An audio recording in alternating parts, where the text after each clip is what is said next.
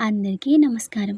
ఇక కథలోకి వెళ్తే శివ ఫోన్ తీసి విఠల్ నెంబర్‌కి కాల్ చేశాడు. డెన్ దగ్గరికి చేరుకున్న విఠల్ అంతకుముందు వాళ్ళు దాచిపెట్టిన మాల్ దగ్గరికి వచ్చాడు.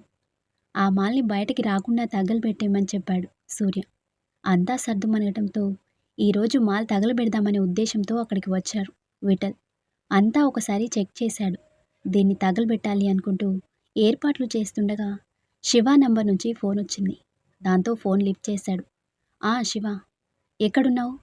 నీకు చెప్పానుగా మాల్ తగలబెట్టడానికి సూర్యాబాయ్ డెన్‌కి వెళ్తున్నానని. అక్కడే ఉన్నాను.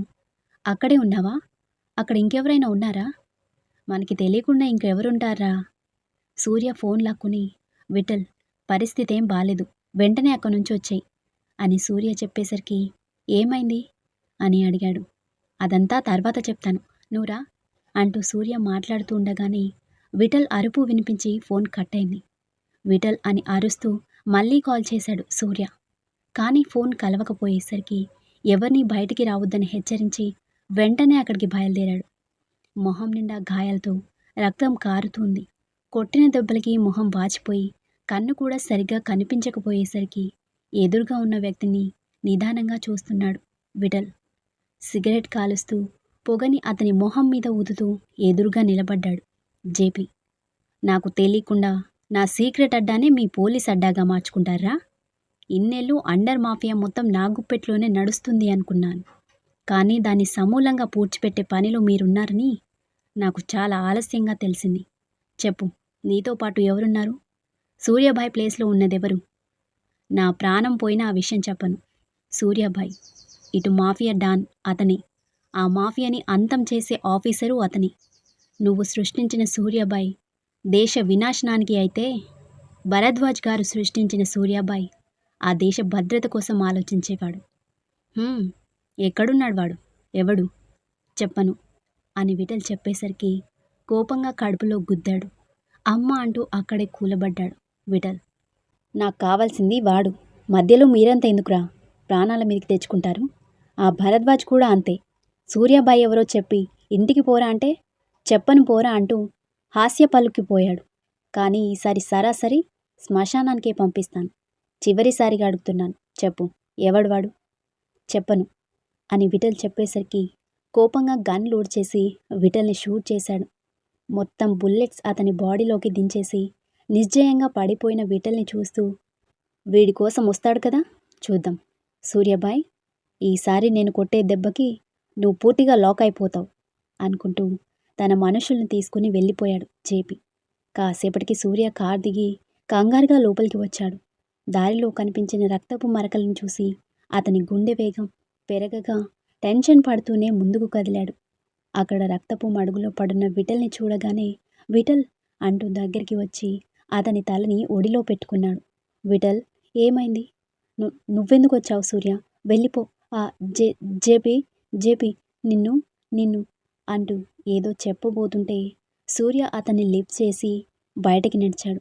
కానీ విఠల్, నన్ను వదిలే, వెంటనే ఇక నుంచి వెళ్ళిపో అంటూ సూర్య చేతుల్లోనే ప్రాణాలు వదిలాడు. చలనం లేని విఠల్ని చూడగానే సూర్య పక్కనే పడుకోబెట్టి అతన్ని లేపటానికి ప్రయత్నించాడు. కానీ ఊపిరి ఆగిపోయిన విషయం గమనించి కన్నీళ్లతో విఠల్ని హత్తుకున్నాడు. సూర్య తేరుకునేలోపే ఆ డెన్ చుట్టూ పోలీసులు చుట్టుముట్టారు.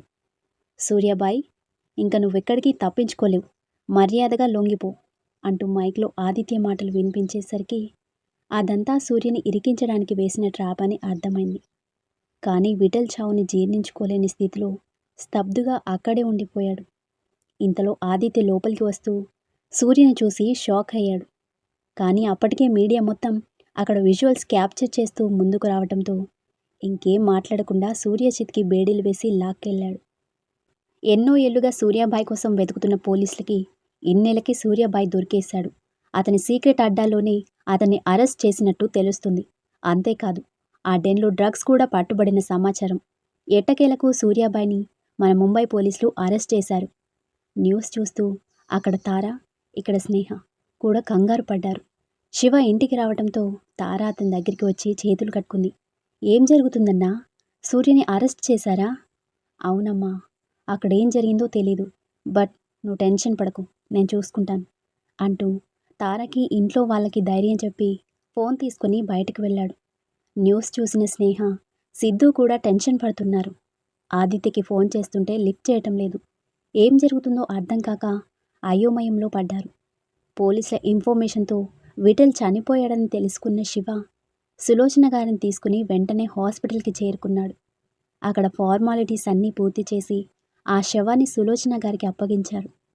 ఆవిడ ఏడుస్తూ విఠల్ మొహాన్ని తడుముతుంటే దగ్గరికి వచ్చాడు ఆదిత్య. ఒక కొడుకు చేతిలో మరొక కొడుకు చనిపోతాడని మీరు ఊహించి ఉండరు కదమ్మా. పాముకు పాలు పోసి పెంచారు. ఇది సూర్య చేయలేదు ఇన్స్పెక్టర్ గారు. చిన్నప్పటి నుంచి మా అందరినీ కాపాడుతున్నదే వాడు. కేసు కోర్టులో తేల్చుకుందాం. ఓకే, కానిస్టేబుల్ సైన్ తీసుకోండి అంటూ ఆదిత్య స్టేషన్కి బయలుదేరాడు. విఠల్ శవాన్ని తీసుకొని ఇంటికి బయలుదేరాడు శివ. ఆదిత్య స్టేషన్కి చేరుకుని సరాసరి సూర్యని ఉంచిన చోటుకి వచ్చాడు. విఠల్ చావును జీర్ణించుకోలేక స్తబ్దుగా కూర్చుండిపోయాడు సూర్య. సెల్ ఓపెన్ చేయించి లోపలికి వచ్చాడు ఆదిత్య. మొదట్నుంచి నీ మీద నాకు అనుమానంగానే ఉంది సూర్య. బట్ సూర్యాబాయిగా ఎదురు పడతావని ఊహించలేదు. సూర్య మౌనంగా ఉండేసరికి, మౌనంగా ఉంటే తప్పు చేసిన వాడివవుతావు సూర్య. నువ్వు నోరు విప్పితేనే నేనేదైనా చేయగలను. చెప్పు. ఏం చెప్పాలి సార్? చెప్పడానికి ఏం లేదు. ప్రపంచం మొత్తానికి నువ్వే సూర్యాబాయి అనే నిజం చేరిపోయింది. ఈ చీకటి కోణాన్ని దాచిపెడుతూ ఇన్నేళ్ళు నువ్వు ఆడిన ఆట ముగింపుకొచ్చింది సూర్య. నువ్విప్పుడేమీ చెప్పలేకపోయినా ఎంక్వైరీలో అన్ని నిజాలు బయటపడతాయి అంటూ బయటకు వెళ్ళిపోయాడు ఆదిత్య. మరోపక్క విఠల్ అంత్యక్రియల కోసం సూర్యని బయటకి తీసుకురావడానికి శతవిధాలా ప్రయత్నిస్తున్నారు శివ. కానీ సూర్య చాటున బ్రతికిన వాళ్ళంతా ఇప్పుడు జేపీ అండర్లోకి వెళ్ళిపోయారు. అటు రాజకీయ నాయకులు కానీ, ఇటు కార్పొరేట్స్ బిజినెస్ మ్యాన్లు కానీ ఎవరూ సూర్యకి సపోర్ట్ చేయడానికి సిద్ధంగా లేరు. దాంతో ఏం చేయాలో అర్థం కాక అయోమయంలో మునిగిపోయాడు శివ.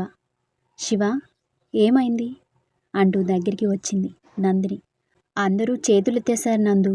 ఆ జేపీ రాకతో మొత్తం అండర్ వరల్డ్ వాడి కంట్రోల్లోకి వెళ్ళిపోయింది. మరిప్పుడు ఎలా? వాడు లేకుండానే అంత్యక్రియలు జరిపించాలా? నో, సూర్య లేకుండా విఠల్ని తీసుకువెళ్లే ప్రసక్తే లేదు. అలా చేస్తే వాడి ఆత్మ కూడా రోధిస్తుంది నందు. నేనేదో ఒకటి చేస్తాను అంటూ బయటికి వెళ్ళాడు శివ. నందిని ఏడుస్తూ సులోచన గారి పక్కకి వచ్చి కూర్చుంది. విషయం తెలియగానే పూజ కూడా లండన్ నుంచి వచ్చింది. అప్పటికే 2 రోజులు గడిచిపోయాయి. శివ బెయిల్ కోసం ట్రై చేస్తూనే ఉన్నాడు. పోలీసుల ఎంక్వైరీలో సూర్య నోరు విప్పకపోయేసరికి మరుసటి రోజు కోర్టులో సబ్మిట్ చేశారు. సూర్య తరపున శివ బెయిల్కి అప్లై చేశాడు. కేసు విచారణకి రావడంతో సూర్యని బోన్లో నిలబెట్టారు. ఆపోజిట్ లాయర్ లేచి సూర్య వైపు చూస్తూ వాదన ప్రారంభించారు. యువర్ ఆనర్, సూర్యాబాయ్ అనబడే ఈ సూర్య అండర్ వరల్డ్ డాన్గా ఎన్నో సంఘ విద్రోహ శక్తులకి పాల్పడ్డాడు. ఇలాంటి వాడు బయటికొస్తే చాలా ప్రమాదం. దయచేసి ఇతన్ని ఎంక్వైరీ కోసం పోలీసుల కస్టడీకి అప్పగించాల్సిందిగా కోరుతున్నాను అంటూ ముగించాడు. ఆ తర్వాత శివ తన వాదన మొదలుపెట్టాడు. అందులో భాగంగా ఆదిత్యని బోన్లోకి పిలిచాడు. ఆదిత్య గారు, ఆ టైంలో ఆ ప్లేస్కి మీరెలా వెళ్ళారో చెప్పగలరా? మాకు ఫోన్ కాల్ వచ్చింది. ఎన్నో ఇళ్లుగా మీరు వెతుకుతున్న సూర్యాబాయ్ ఆ ప్లేస్లో ఉన్నాడని చెప్పారు. ఆ ఫోన్ చేసిందెవరో చెప్పగలరా? అనానిమస్. ఆ వ్యక్తి డీటెయిల్స్ ఏమీ చెప్పలేదు. Note this point your honour. నిజంగా బాధ్యత గల పౌరుడైతే పేరు చెప్పి ఉండేవాడు. అలా చెప్పలేదు అంటే ఏంటి అర్థం? నా క్లయింట్ సూర్యని ఇరికించడానికి పక్కాగా స్కెచ్ వేసి అక్కడికి పిలిపించారు. అలా ఎందుకు అనుకోవాలి లాయర్ గారు? అతను భయపడి కూడా పేరు చెప్పకపోయి ఉండొచ్చు కదా. ఉండొచ్చు. ఆ ప్లేస్లో సూర్యాబాయ్ ఉంటాడు అని చెప్పిన వాడికి ఆ సూర్యాబాయ్ ఎవరు అన్న విషయం ఎలా తెలిసింది? పొరపాటున అదే ప్లేస్లో అనుకోకుండా ఒక ఇన్నోసెంట్ చిక్కుకొని ఉండిపోతే అతనే సూర్యాబాయ్ అని అరెస్ట్ చేసి తీసుకొచ్చేస్తారా? మరి ఆ సీక్రెట్ డెన్లో సూర్య ఏం చేస్తున్నట్టు? దానికి సాక్ష్యం ఉంది యువర్ ఆనర్. విఠల్ని ఎవరో కిడ్నాప్ చేసి సూర్యని అక్కడికి రప్పించారు. ఆ తర్వాత విఠల్ని చంపి వాళ్ళు పారిపోయారు. అదే సమయంలో అక్కడికి చేరుకున్న సూర్య విఠల్ని కాపాడాలని ప్రయత్నిస్తుంటే విఠల్ చనిపోయాడు. పోలీసులు నా క్లయింట్ సూర్యని సూర్యాబాయ్ అని చెప్పి అరెస్ట్ చేశారు. పేరు ఒకటే అయినంత మాత్రాన అతనే సూర్యాబాయ్ అని ఎలా డిసైడ్ చేస్తారు యువర్ ఆనర్? మీరు చాలా చక్కగా కథను అల్లి ఆ సూర్యాబాయిని విడిపించే ప్రయత్నం చేస్తున్నారు శివగారు. కానీ కోర్టుకి సాక్ష్యాలు కావాలి. ఇతను సూర్యాబాయ్ కాదు అనడానికి మీ దగ్గర సాక్ష్యాలేమైనా ఉన్నాయా? ఉన్నాయి యువర్ ఆనర్. దానికోసం మీకు విషయం గుర్తు చేయాలి అనుకుంటున్నాను అంటూ ఒక ఫైల్ తీసి జడ్జి గారికి సమర్పించాడు. అది చెక్ చేసిన జడ్జి గారు, ఈ ఫైల్కి ఈ కేసుకి సంబంధం ఏంటి అని అడిగాడు. సంబంధం ఉంది. ఆ ఫైల్ 1997లో ఏసీపీ దేవిక గారు జేపీ మీద, సూర్యాబాయ్ మీద ప్రిపేర్ చేసిన ఇన్వెస్టిగేషన్ ఫైల్. దాని ప్రకారం చూస్తే సూర్యాబాయ్ అనేవాడు అప్పటినుంచే ఉండేవాడు. అలా అనుకుంటే అతని వయసు దాదాపు 50 ఏళ్లకి పైగా ఉండాలి. కానీ నా క్లయింట్ ఏజ్ 32 ఇయర్స్ మాత్రమే. ఆవిడ తయారు చేసిన రిపోర్ట్ ప్రకారం చూస్తే అప్పటికీ సూర్య 8 ఏళ్ల చిన్న పిల్లాడు. దీన్ని బట్టి ఆలోచించండి, మీకే అర్థమవుతుంది. జడ్జి గారు శివ చెప్పిన పాయింట్స్ అన్నీ నోట్ చేసుకున్నారు. అంతేకాకుండా సూర్య గురించి డీజీపీ భరద్వాజ్ గారిచ్చిన స్టేట్మెంట్ అంటూ ఒక పెన్ డ్రైవ్ ఇవ్వడంతో అది సిస్టమ్కి కనెక్ట్ చేసి చూశారు. హాస్పిటల్లోనే భరద్వాజ్ గారు వీడియో తీసి కోర్టుకు పంపించారు. నమస్తే, నేను భరద్వాజ్ని. అందరూ అనుకున్నట్టు సూర్య డాన్ కాదు, అండర్ కవర్ ఆఫీసర్. చీకటిలో జరిగే స్మగ్లింగ్ని అరికట్టడానికి అతన్ని ఆ చీకట్లోనే ఉంచి డిపార్ట్మెంట్ తరపున పని చేయించాను. సూర్యని ఒక అండర్ కవర్ ఆఫీసర్గా అపాయింట్ చేసింది నేను. ఆ జేపీ తిరిగి రావడంతో సూర్య గురించి తెలుసుకుని అతని చట్టం ముందు దోషిగా నిలబెట్టాలనే ఇలా ప్లాన్ చేశాడు. నా మీద అటాక్ చేసింది కూడా ఆ జేపీనే. సూర్యకి ఆ మాఫియాకి ఎలాంటి సంబంధం లేదు. వీడియో ఆఫ్ చేస్తూ జడ్జి గారు సూర్యకి బెయిల్ మంజూరు చేస్తూ తదుపరి విచారణ జాగ్రత్తగా జరిపించమని పోలీసులకి చెప్పారు. శివ సంతోషంగా బెయిల్ పేపర్స్ పోలీసులకి అప్పగించి సూర్యని తీసుకుని బయటికి వచ్చాడు. ఆ వెనుకే వస్తున్న ఆదిత్యని చూస్తూ నిలబడ్డాడు సూర్య. తప్పించుకున్నావని సంతోషపడకు, అసలు ఆట ముందుంది అంటూ అక్కడి నుంచి వెళ్ళిపోయాడు ఆదిత్య. శివ సూర్యని తీసుకుని ఇంటికి చేరాడు. సూర్య ద్వారానే అంత్యక్రియలు జరిపించి తిరిగి ఇంటికి తీసుకొచ్చారు. సూర్య, ఏం ఆలోచిస్తున్నావు అంటూ పక్కనే కూర్చున్నాడు శివ. ఆదిత్యకి ఇంకా నా మీద అనుమానం పోలేదు. నేనే సూర్యాబాయ్ అని నిరూపించడానికి ప్రయత్నాలు చేస్తాడు. ఒక విషయం చెప్పనా సూర్య, నిన్ను విడిపించడానికి నేనెవరిని కాంటాక్ట్ చేసినా ఎవరూ స్పందించలేదు. అందరూ చేతులెత్తేసిన సమయంలో ఓ వ్యక్తి సహాయం చేశాడు అని శివ చెప్పేసరికి అతని వైపు చూశాడు సూర్య. ఎవరో తెలుసా? ఆదిత్య.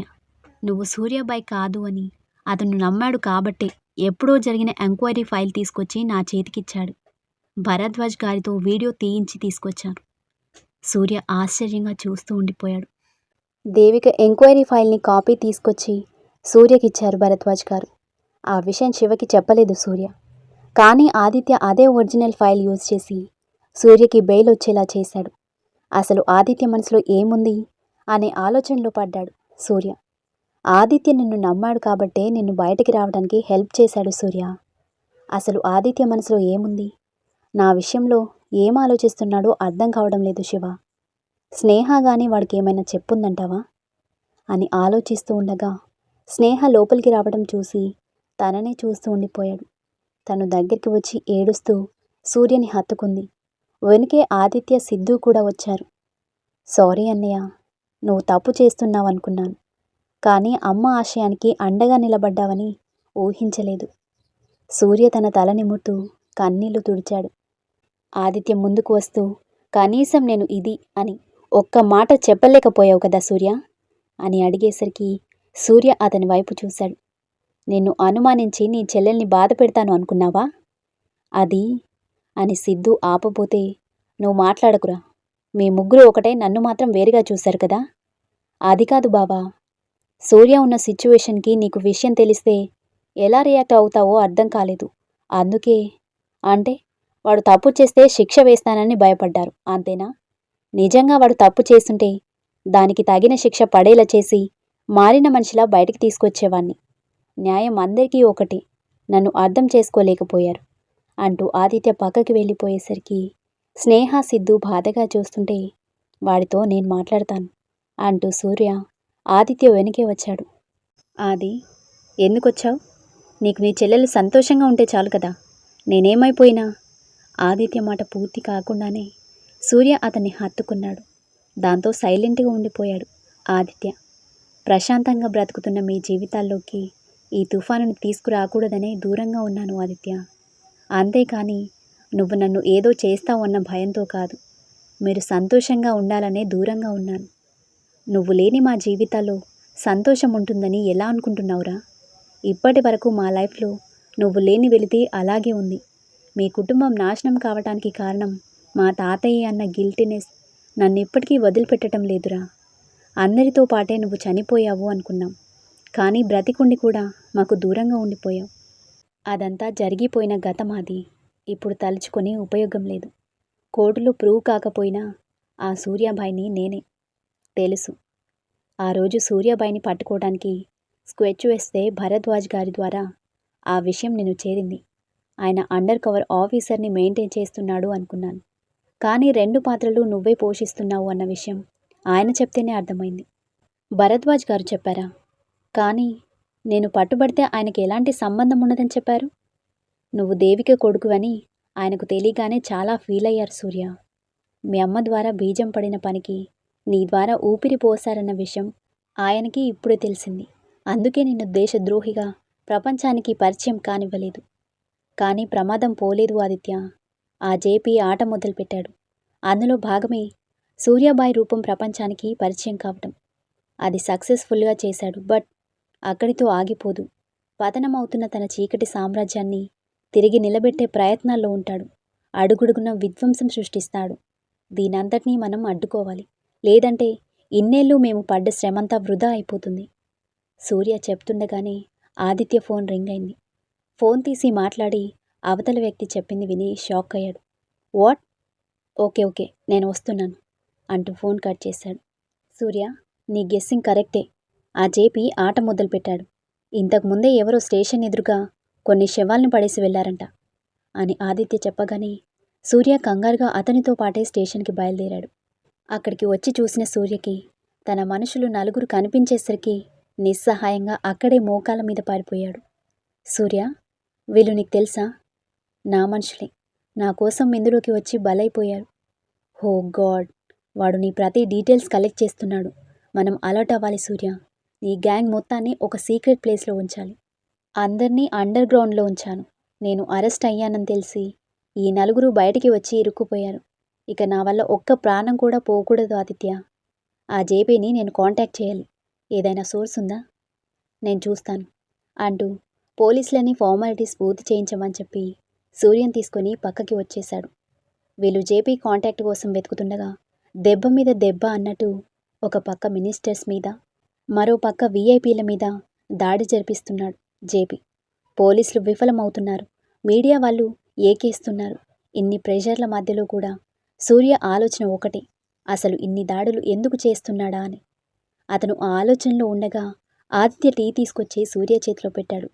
ఏం ఆలోచిస్తున్నావు? ఆ జేపీ ఏదో చేస్తున్నాడు అది. ఈ దాడులన్నింటికీ కారణం అదే.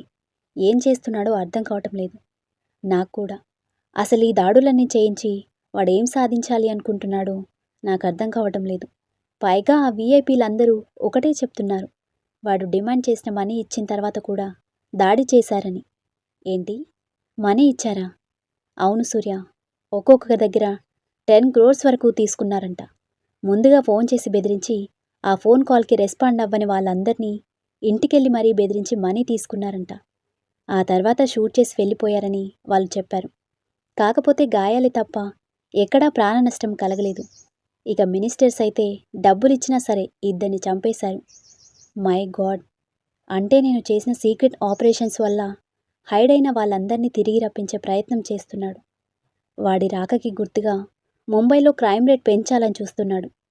అలాగే నాకు వార్నింగ్ కూడా ఇస్తున్నాడు. ఇదంతా వెంటనే ఆపకపోతే చాలా నష్టం జరుగుతుంది ఆదిత్య. చూడు, ముంబై పోలీస్ ఫోర్స్ మొత్తాన్ని అలర్ట్ చెయ్యి. అనుమానంగా ఎవరు కనిపించినా వదిలొద్దని చెప్పు. ఓకే, కానీ ఆ జేపీని ఎలా కనిపెట్టడం? అది నేను చూసుకుంటాను ఆదిత్య. వాడి కోసమే వెళ్తున్నాను. నేను తిరిగి రావచ్చు, రాకపోవచ్చు. నాకేమైనా అయితే తారని జాగ్రత్తగా చూసుకోండి. దానికి నేను తప్ప వేరే ప్రపంచం తెలీదు. సూర్య, ఐమ్ విత్ యూ. కలిసి ఫైట్ చేద్దాం అంటూ సూర్య చేతుల్ని పట్టుకున్నాడు ఆదిత్య. నో ఆదిత్య, ఇంకో నష్టాన్ని భరించే శక్తి నాలో లేదు. ఇది నా పోరాటం. నన్ను ఒంటరిగానే వెళ్ళనివ్వు అంటూ ఆదిత్య చేతుల్ని విడిపించుకుని వెళ్ళిపోయాడు. స్టోరీ నచ్చితే లైక్ చేయండి, కామెంట్ చేయండి, ఇంకా సబ్స్క్రైబ్ చేసుకోండి. Thank you. మళ్ళీ కలుద్దాం.